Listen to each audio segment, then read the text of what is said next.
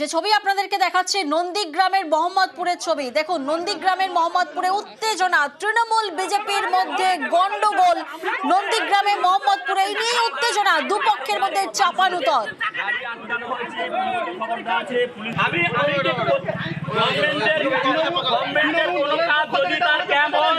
সরকারি ভাবে ক্যাম্প করবে, কোন দলের পক্ষে তৃণমূল দল 100 কোটি টাকা দেয়,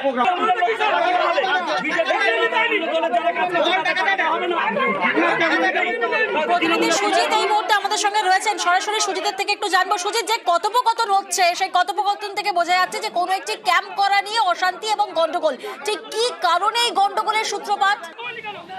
100 দিনের যে বঞ্চিত যারা শ্রমিক রয়েছে, যারা এখনো টাকা পাননি, তাদের ব্যাপারে যখন রাজ্য সরকার উদ্যোগ নিচ্ছেন তাদের টাকা দেওয়ার ব্যাপারে মুখ্যমন্ত্রী মমতা বন্দ্যোপাধ্যায়, এবং সেই যে বিষয়টি, এই বিষয়টি সবাইকে অবগত করার জন্যই কিন্তু প্রচারে নেমেছে তৃণমূল কংগ্রেস।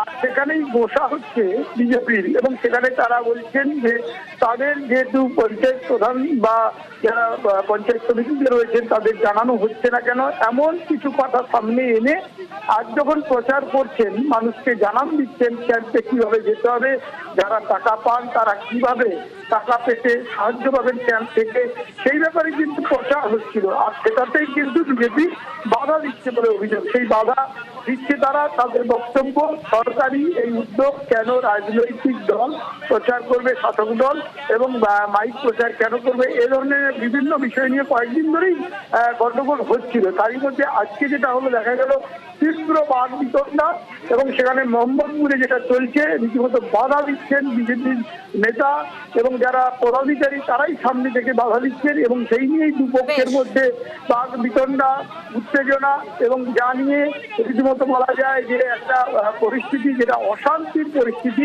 সেটাই দেখা দিল সেই নন্দীগ্রামে।